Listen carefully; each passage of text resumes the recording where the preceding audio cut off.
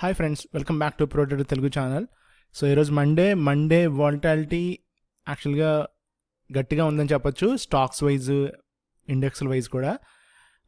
ముందుగా చెప్పాలంటే స్టాక్స్లో అయితే ఫ్రెండ్స్ సీరియస్గా ఫ్రాంక్గా ట్రేడ్ చేయడం చాలా కష్టంగా ఉంది ఫ్రెండ్స్. ఈవేళ నిజంగా లిటరల్గా నరకం చూశాను. అసలు ఒక స్ట్రెంగ్త్ లేదు. కొన్ని స్టాక్స్, ఇది నేను చేసిన కొన్ని స్టాక్స్ అయితే నేను మీకు జస్ట్ లైక్ ఆ చార్ట్స్ చూపిస్తాను. Before that Nifty as it ఈస్గా కన్సాలిడేషన్, ఓకేనా, అదే జోన్లో ఉంది. మళ్ళీ దీని గురించి నేను కొత్తగా చెప్పి మీ టైము నా టైం ఇద్దరు టైం వేస్ట్ చేయడం నాకు ఇష్టం లేదు. బట్ ఒకసారి చార్ట్ అయితే చూపిస్తాను.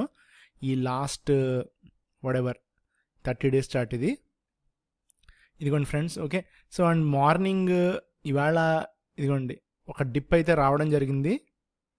ఇదిగోండి ఇలాంటి డ్రాప్ వచ్చింది. ఆ డ్రాప్ని ఫిల్ చేశారు, చూసారు కదా. కంప్లీట్ ఒక డ్రాప్ని ఫిల్ చేశారు. అంటే ఏం చేశారు, సింపుల్గా షార్టింగ్ ఉన్న వాళ్ళు అందరూ ట్రాప్ అయ్యారు. మార్నింగ్ లాంగ్స్ ఉన్నవాళ్ళు ఎవరైతే ఉన్నారో నిన్న ఓవర్ నైట్ లాంగ్స్ ఉన్నవాళ్ళు ఫ్రైడే ఇవాళ మార్నింగ్ ఎగ్జిట్ అయిపోయి ఉంటారు భయంతో. ఇక్కడ ఎగ్జిట్ అయిపోతారు కదా, ఇక్కడ నుంచి కిందకి వెళ్ళిపోద్దామని. సో ఇక్కడ షార్ట్ కొత్తగా చేసిన వాళ్ళు అందరూ కూడా తర్వాత నాశనం అయిపోయారు అనమాట. సో కంప్లీట్ డే ఆపరేటర్ చాలా బాగా గేమ్ ప్లే చేశాడు.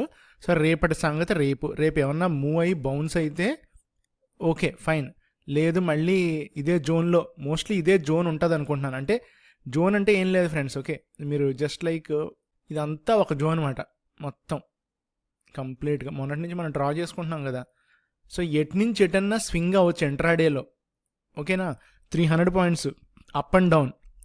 ఇప్పుడు ప్రజెంట్ సినారియో అదే.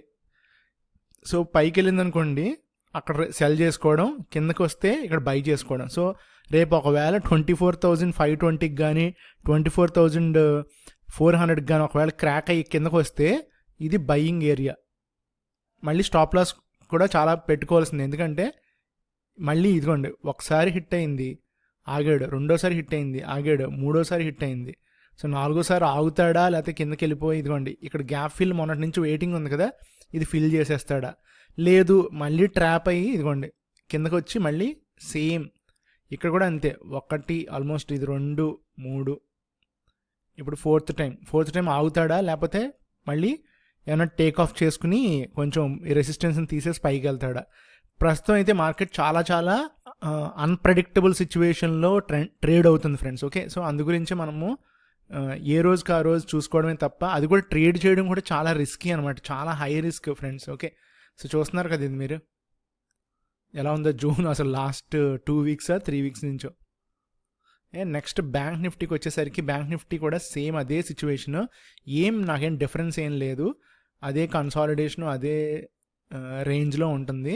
ఇది కూడా అంతే, లాస్ట్లో ఒక బౌన్స్ తీసుకొచ్చాడు మళ్ళీ సేమ్. సో ఇదిగోండి ఈ డే. సో ప్రజెంట్ అయితే ఇదిగోండి ట్రెండ్ ఓకే, లాస్ట్ థర్స్డే నుంచి ట్రెండ్ అప్ ట్రెండ్ అని అనుకోవచ్చు. బట్ ఓవరాల్గా బ్యాంక్ నిఫ్టీ చాలా స్ట్రాంగ్గా ఉంది. బట్ ఏ టైంలో ఒకసారి డైలీ చూద్దాం.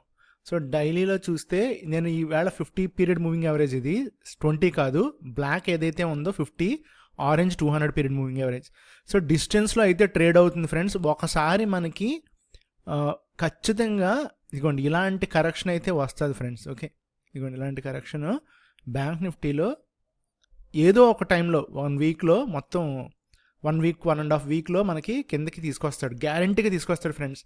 ఓకే, సో నేనైతే దీనికోసం వెయిట్ చేస్తున్నాను మొన్నటి నుంచి.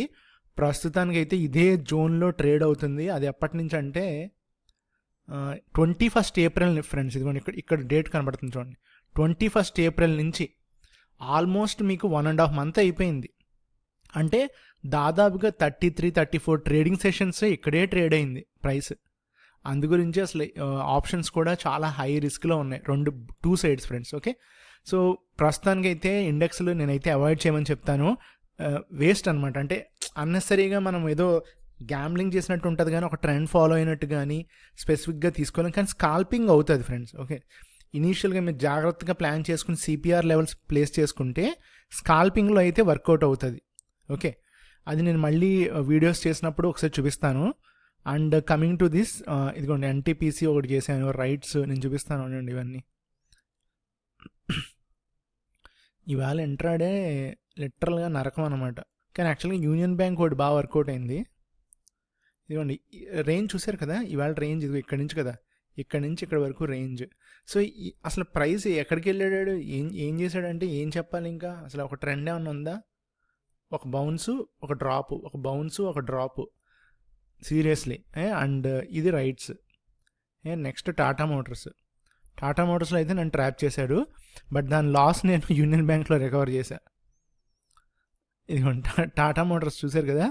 అండ్ నాకు తెలిసి కూడా నేను ఇదిగోండి అప్పటికి 200 పీరియడ్ మూవింగ్ యావరేజ్ ఇక్కడికి రాలేదు. అదే చెప్తున్నాను కదా, ఇది ట్రాప్ ఎలా చేశాడంటే సింపుల్గా ఈ రేంజ్లో నేను ట్రేడ్ చేస్తున్నాను లాంగ్స్.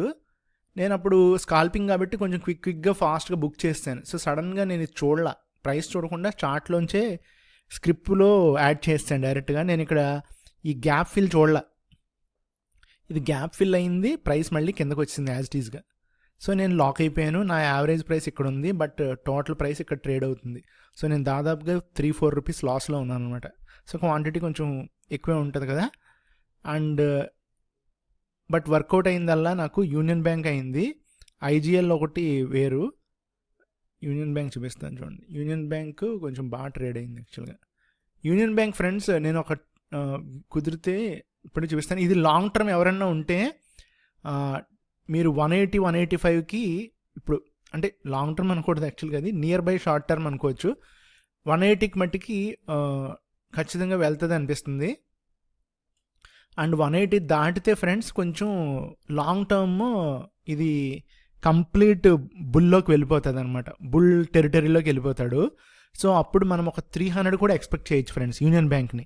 బట్ ఈ లోపల ఇది మెర్జ్ అవుతుంది అంటున్నారు ఇంకొక బ్యాంక్తో, అది మనకు తెలియదు ఏ బ్యాంక్తో అనేది. సో యూనియన్ బ్యాంక్ కూడా ఇంకొక బ్యాంక్తో మెర్జ్ చేసేస్తారంట. చాలా బ్యాంక్స్ అలా మెర్జ్ అయిపోతాయంట మొత్తానికి. సో అప్పుడు మెర్జ్ అయితే మరి నాకు తెలియదు కానీ, బట్ ఈ 178-180 దాటితే ఫ్రెండ్స్ 300 నా టార్గెట్.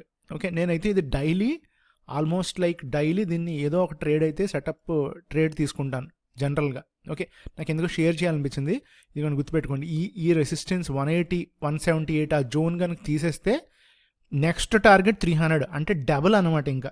ఓకే, డెఫినెట్గా 1 year పట్టచ్చు లేదా 6 months పట్టచ్చు, నాకైతే తెలియదు అది.